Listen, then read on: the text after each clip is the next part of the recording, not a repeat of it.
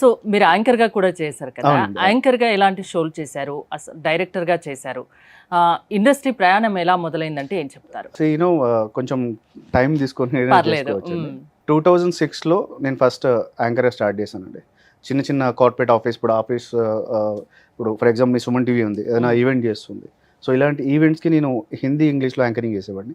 అప్పుడు సత్యం నిపుణలో జాబ్ చేస్తూ so part టైమ్గా నేను యాంకరింగ్ చేసేవాడిని. బట్ 2010లో నా ప్రయాణానికి ఇంకో కొత్త మలుపు తిరిగింది. సో 2010లో నేను ఎంబీఏ చేస్తున్నప్పుడు నా కాలేజ్ ఈవెంట్. సో యాంకర్గా వేరే వాళ్ళని సెలెక్ట్ చేశారు, బట్ నన్ను సెలెక్ట్ చేయలేదు. ఎందుకంటే ఫస్ట్ బెంచ్లో కూర్చుంటా, కాకపోతే వెనక నుంచి. సో అలా ముందు అనుకున్నారా మీరు? ఓకే.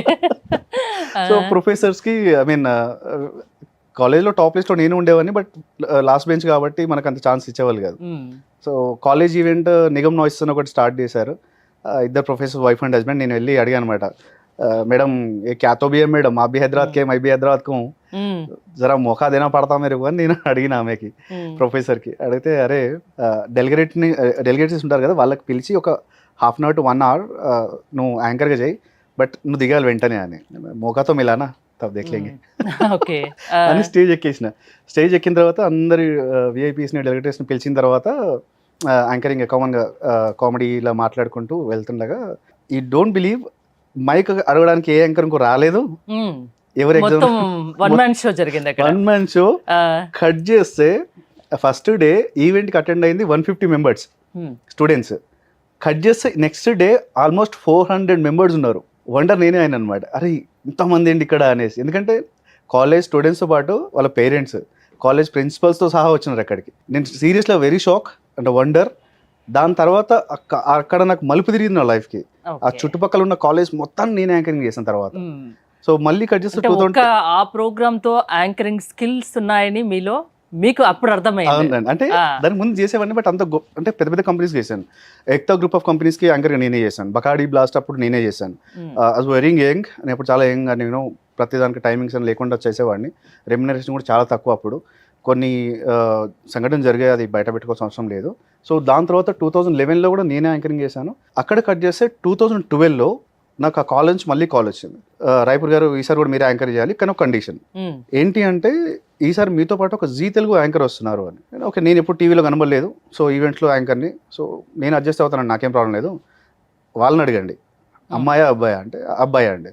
అబ్బాయిని అడిగాడు, నాకు ఎటువంటి అభ్యంతరం అయితే లేదని నేను చెప్పాను. సో నెక్స్ట్ అక్కడ కట్ చేస్తే ఆ షో స్టార్ట్ అయినప్పుడు నేను వెళ్ళాను. కరీంనగర్లో జరుగుతుంది ఇదంతా. వెళ్ళి నేను సేమ్ మళ్ళీ విఐపీ పిలవడం స్టార్ట్ చేసినప్పటికీ అతను రాలేదు, జీ తెలుగు యాంకర్ రాలేదు. నన్ను కంటిన్యూ చేయమన్నారు. So I started. సో ఒక 1 అవర్ తర్వాత ఒకరు వచ్చి నా ముందు ఇలాగే కూర్చోన్నారు. దెన్ నేను అందరిది ఫన్, మేకింగ్ ఫన్ అండ్ నేను ఆడిస్తున్నాను, పాడుతున్నాను, ఎంజాయ్ చేస్తున్నాను, యాంకరింగ్ షో చేస్తున్నాను. ఒక స్లిప్ ఇచ్చారు, ఆయన ఇన్వైట్ చేయండి అని. స్లిప్ చూశాను, ఇన్వైట్ చేశాను. దిగుతుండగా ఆయన చూసి, బాస్ సార్ చాలా బాగా యాంకరింగ్ చేస్తున్నాం, విల్ మీట్ వెయిట్ అని చెప్పేసి ఆయన నన్ను దింపైన పైకి వెళ్ళి కాసేపు మాట్లాడాడు. ఆయన కిందికి వస్తుంటే నేను అన్నాను, మీరు ఏమనుకోకుండా తప్పు అనుకోవద్దని ఒక మాట అన్నాను. చెప్పండి అన్నాడు. మీలో కొంచెం ఎనర్జీ రాలేదు, కొంచెం ఎనర్జీగా చెప్తే బాగుంటుంది కదా మీరు మాట్లాడే విధానంలో అన్నాను. బాబు ఇట్లా బ్యాగ్లో ఒక చేయబెడితే, బాబు మీరు professional anchor, Raipur professional anchor, but నేను ప్రొఫెషనల్ యాంకర్ కాదు, నేను ఒక గేమ్ జాకీని, మిమిక్రీ ఆర్టిస్ట్ని అని ఒక మంకీ బొమ్మ తీశాడు. తీసి స్టేజ్ ఎక్కాడు, మంకీ మీద షో చేశాడు. అసలు అక్కడ ఉన్న వాళ్ళు కాదు, నేను షాక్ అయిపోయా. మిమిక్రీలో గోల్డ్ మెడలిస్ట్. కట్ చేస్తే ఆయన ఎవరో కాదు, వెంకీ మంకీ జబర్దస్త్.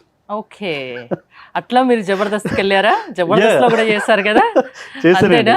సో 2012లో ఇద్దరం ఒకటే స్టేజ్లో అక్కడ పరిచయమైన మా పరిచయం. తర్వాత 13-14 వరకు కూడా మేము ఈవెంట్స్, ప్రతి ఈవెంట్స్కి ఆయన నాకు కాల్ చేయడం, లేదా నాకు ఈవెంట్స్ వస్తే ఆయన కాల్ చేయడం. So we were like brothers. అరే అంటే అరే అనుకుంటూ ఉంది. సో ఇద్దరం అరే అరే అనుకుంటూ అలాగే ఫ్రెండ్స్ అయ్యాము. We are good. 2013లో జబర్దస్త్ స్టార్ట్ అయినప్పుడు అందరికీ ఛాన్స్ వచ్చింది, కానీ నాకు కాల్ రాలేదు. నాకే కాదు సార్, టీవీ యాంకర్స్ కూడా ఎవరికి కాల్ రాలేదు.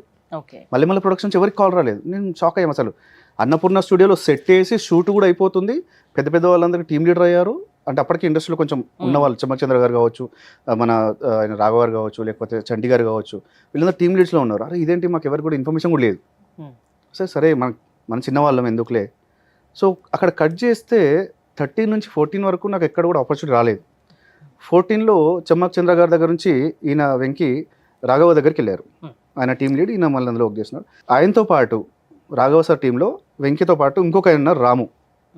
రాము గారు నేను 2003-4లో రామోజీరావు గారి దగ్గర పనిచేశాం. గ్రేట్. సో అక్కడ మాకు పరిచయాలు ఉన్నాయి అనమాట. సో నేను ఎవ్రీ ఫ్రైడే షూటింగ్కి వెళ్ళేవాడిని. నేను అప్పటికి మంచి పొజిషన్లో ఉన్నాను. నాకు ఐసిఐసిఐ బ్యాంక్లో జాబ్, హెచ్ఆర్గా జాబ్, మంచి పొజిషన్, మంచి శాలరీ. బట్ ప్యాషన్ అంతా, మనసంతా ఇగో ఇలా షూటింగ్ చేస్తున్నారు కానీ ఆ జాబ్ మీకు తృప్తినివ్వలేదు. లేదు. 2014లో ఇక కాల్ చేసి, అరే ఈసారి నీకు ఈ రోజు ఫ్రైడే నీకు ఖచ్చితంగా ఆపర్చునిటీ వచ్చేసి అనేసి వెంకీ నాకు కాల్ చేశాడు. సో వెంట్ దే, ఆపర్చునిటీ వచ్చింది. మార్చ్ 27, 2014 నా ఫస్ట్ షో. నేను ఫస్ట్ ఎపిసోడ్ ఇలాగ నిల్చున్నాను అంతే, బ్యాగ్ వేసి ఇలా ఫస్ట్ ఎపిసోడ్ నాది. ద నెక్స్ట్ ఎపిసోడ్ కట్ చేస్తే మళ్ళీ April 3rd సేమ్ అలాగే నేను కప్పల పెళ్లి దాంట్లో బ్యాగ్ ఇట్లా వేసుకొని నిల్చొని ఉన్నాను. కాకపోతే నాకు డైలాగ్స్ లేవు. బట్ యూనో అప్పటికి కొన్ని వాటికి అందరం కూర్చొని కూడా యూనో. సో వెంకీ గారు అక్కడ ఏంటి అంటే, అరే ఈ ఎపిసోడ్లో నీకు ఛాన్స్ వస్తుంది అని చెప్పి 2 ఎపిసోడ్లకు నాకు ఛాన్స్ ఇచ్చిన తర్వాత నెక్స్ట్ మేము కామన్గా అన్ని స్క్రిప్ట్స్ అన్నీ కూడా మేము కామన్గా మాట్లాడుకుంటూ ప్రాక్టీస్ చేసేవాళ్ళం. నేను కూడా ఫన్ టైం మేక్ చేసేవాడిని. సుధీర్ గారు కావచ్చు, అక్కడ ఉన్న ప్రతి ఒక్క టీంతో నేను ఫన్ టైం అండ్ రైటర్స్తో నేను రైటింగ్ చేయడం కానీ ఒక సందడిగా ఉండేది. ఎవ్రీ డే ఒక 2-3 ఎపిసోడ్స్ షూట్ అయ్యేది అన్నపూర్ణ స్టూడియోలో, 5 ఫ్లోర్ నెంబర్ 5 అనుకుంటా. సో ఒక రోజు ఏమైంది, నెక్స్ట్ నాకు ఆపర్చునిటీ కోసం నేను ప్రతి ఫ్రైడే ఆఫీస్కి డుమ్మా నాది. అప్పుడు వర్క్ ఫ్రమ్ హోమ్ లేదు. సో సరే ఈసారైనా మంచిగా డైలాగ్ రాకపోతుందా అని ఆలోచించిన టైంకి నాకు వచ్చిన ఛాన్స్ మగధీర స్కెట్. ఈ నా లైఫ్లో మరో మలుపు తిరిగిన ఆ రోజు నేను మర్చిపోను. సో ఆ రోజు మగధీర స్కెట్ రాఘవ సార్ చాలా అంటే చాలా మంచోడ్ల ఇంకా ఓవర్ రేట్ ఉంటే మాత్రం రాఘవ సారే. ఇంకా ఆయన ఉండి రాయపూర్ గారు మరి లేడీ గెటప్ ఓకేనా అన్నారు. Sir getting opportunity is fine. So అంతకు మించి ఇంకేం చేయలేము. నాకు ఏ ఆపర్చునిటీ అయినా నేను ఉపయోగించుకుంటా. Lady getup okay. ఇంకే వచ్చేసి నేనే చేస్తున్నారా చాలాసార్లు, నువ్వు చెయ్యి అంటే, అరే నేను బాధపడట్లేదు చేస్తా అంటున్నాను. సో దాంట్లో మగధీర స్కిట్లో ఏంటంటే జస్ట్ మీ వాయిస్లో ఆ అనాలి, లేడీ ఎవరైనా టచ్ అయితే మనకు సౌండ్ ఇవ్వాలి అనేసి. పర్వాలేదు. సో నేనేమనుకున్నాను, have to give a best. So the best ఇవ్వాలి నేను అనేసి ఒక 3-4 వేరియేషన్స్ చెప్దాము రాఘవ సార్కి. దానిలో ఆయనకి ఏది నచ్చితే అదే ఫాలో అవుదాము అని చెప్పి నేను ప్రాక్టీస్. ఇక్కడ సడన్గా ఏదో దుష్టశక్తి వచ్చిందో లేకపోతే ఏదో మంచిగా వచ్చిందో తెలియదు. ఒకరు వచ్చి డోర్ నాక్ చేశాడు. రాఘవ సార్ డోర్ ఓపెన్ చేశాడు. ప్రాక్టీస్ చేస్తున్నాడు. ఆయన నమస్తే రాఘవన్న ఎట్లున్నావు అనుకుంటా లోపలికి వచ్చి కూర్చున్నాడు. కూర్చొని ఏంటన్నా ఏం షో చేస్తున్నారు, స్క్రిప్ట్ ఏం చేస్తున్నారు చెప్పండి అంటే, రాఘవ సార్ ఉండి, అరే అందరి దగ్గర పోయి అడుగుతావు, వీళ్ళది బాగాలేదని చెప్పేసి పోయి ఆయనకి చెప్తావు, నాకు అర్థం కాదు సరే నీకు చెప్పాను అన్నాడు. లేదన్నా ఈసారి నువ్వు ఖచ్చితంగా నువ్వు ప్రైజ్ కొట్టాలి ఇది అదేసి నేను ఎంకరేజ్ చేస్తున్నాడు. అయినా నేను చెప్పాను రా అంటాడు. లేదా చెప్పు అంటే ఇట్లా మగధీర స్కిట్ చేస్తున్నాం రా. అవునా బాగుందన్నా, ఇది కాన్సెప్ట్ బాగుంది, ఈ లేడీ గెటప్ ఎవరు అన్న, ఈ కొత్త అబ్బాయి అని నాకు చూపించాడు. ఆయన ఎవరెవరని అడిగాడో ఒక సెకండ్ కూడా ఆకుండా, ఏంది రాఘవన్ నా కొత్తలతో చేస్తావా నువ్వు, అప్పుడు మీకు చాలా బాధ అనిపించి ఉంటది. నాకు అర్థం కాలేదు. అప్పటి వరకు ఒక ఛాన్స్ కోసం వెయిట్ చేస్తే నాకు ఛాన్స్ వచ్చింది, ఒక డైలాగ్ వచ్చింది, నేను దీన్ని ఎలా చేయాలని నేను ప్రాక్టీస్ చేస్తుంటే మధ్యలో ఈడెవడరా అసలు అన్న అది నాకు కోపం బాగా వచ్చేసింది. ఓ సీరియల్లో కనుక అందరూ ఒకరి ఫేస్ ఒకరు చూసినట్టు ఆ మాట రంగానే మీకు మాటలు రాలేదు, నాకు రాలేదు. వెంకీ ఒక్కసారి ఇట్లా షాక్, రాము అన్న షాక్, నాకు చూస్తున్నారు, రాఘవ సార్ నన్ను చూస్తున్నాడు, దీనికి ఏం ఆన్సర్ ఇవ్వాలని. సార్ మీకు నచ్చకపోతే నేను డ్రాప్ అవుతాను, నేను పర్వాలేదు, ఐల్ వెయిట్ ఫర్ నెక్స్ట్ ఎపిసోడ్కి వెయిట్ చేస్తాను. ఇక రాఘవ సార్ ఉండి, వెంకీ చూడండి వేరే వాళ్ళని తీసుకోండి అని చెప్పేసి నేను లిటరల్గా ఏడ్చిన. నాకు చాలా ఎందుకంటే ఆ రోజు కోసం చాలా రోజులు వెయిట్ చేశారు, దానికోసం ప్రాక్టీస్ చేశారు. ఆ చిన్న డైలాగ్ అయినా అదొక్కటి నేను కనిపించాలి అనుకున్నారు. ఆ చివరి వరకు వచ్చి అవకాశం చేజారిపోతే నిజంగా బాధ ఉంటుంది. నాకు చాలా ఏడుపు వచ్చేసింది. వెంకీ కూడా నేను అరే సారీ రే ఏమనుకోకు అన్నాడు. రాము అన్న అరే ఆయన వచ్చేసి అన్నాడు, అరే ఆయన ఒక్క డైలాగ్ని మర్చిపోను, ఇప్పుడు రాము అన్న ఒక మాట అన్నాడు, గుర్తుపెట్టుకోరా జబర్దస్త్ అనేది పార్ట్ మాత్రమే, సినిమా మాత్రం లైఫ్ లాంగ్ రా, నువ్వు మంచి యాంకర్వి, నేను ఎన్నో సంవత్సరాలు నేను చూస్తున్నా, నీ రూమ్మేట్ ఫ్రెండ్ నాకు అన్నీ చూస్తున్నా, నీ దగ్గర చాలా టాలెంట్ ఉంది, కొంచెం ఓపిక పట్టుకో, ఫిలిం మీద కాన్సన్ట్రేట్ చేయి, షోస్ అనేది ఒకసారి ఉంటుంది ఒకసారి పోతుంది, ఫిలిం ఇస్ అల్టిమేట్ రా. ఆ రాము అన్న మాటకి నేను చాలా ఫిదా అయిపోయినా. దాని తర్వాత తడక అని ఒక ప్రోగ్రామ్ స్టార్ట్ అయింది, ఎవరిది మల్లెమల్ల ప్రొడక్షన్ వాళ్ళది, తడక అని ఒక ప్రోగ్రామ్ స్టార్ట్ అయింది, మిమిక్రీ ఆర్టిస్ట్లు అనమాట. అక్కడ ఒక శ్రీనివాస్ ఒక ఆయన పరిచయం అయ్యాడు అనమాట. ఆయన మంచి మిమిక్రీ ఆర్టిస్ట్. ఆ టైంలో ఆయన ఏజ్ 26-27. మిమిక్రీ అంటే అందరూ ఈ టైంలో నేర్చుకోలే విధాన్ని నన్ను అది చేసినారా. ఒకవేళ నువ్వు ఫిలిం ఇండస్ట్రీలో ఉండాలనుకుంటే 365 రోజులు తిని తాగి పక్కలు తాగిపించి తినిపించేంత డబ్బు ఉంటేనే ఇండస్ట్రీకి రా, లేకపోతే రాకు. అప్పుడు సోషల్ మీడియా ఎంతగానం లేదు, అవును లేదు, అసలు ఎవరికి ఎంత ఇది లేదు, కనబడాలన్నా ఏం లేదు. అలాంటి టైంలో వీళ్ళిద్దరు మాటలు నాకు ఇంకా బలాన్ని ఇచ్చినాయి, అంటే బాధపడ్డదానికి కూడా బలాన్ని ఇచ్చింది. సో అప్పుడు మళ్ళీ ఒక 2-3 వీక్స్ ఒక్క ఛాన్స్ కోసం వెయిట్ చేశా. నాకు ఎక్కడ ఛాన్స్ రాలేదు.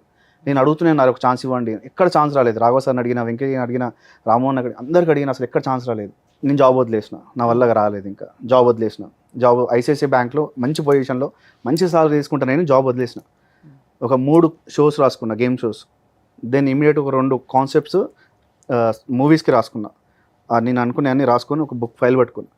నేను తిరగని ప్రొడక్షన్ హౌస్ లేదు, ఇంక్లూడింగ్ అల్లు ఎంటర్టైన్మెంట్తో సహా.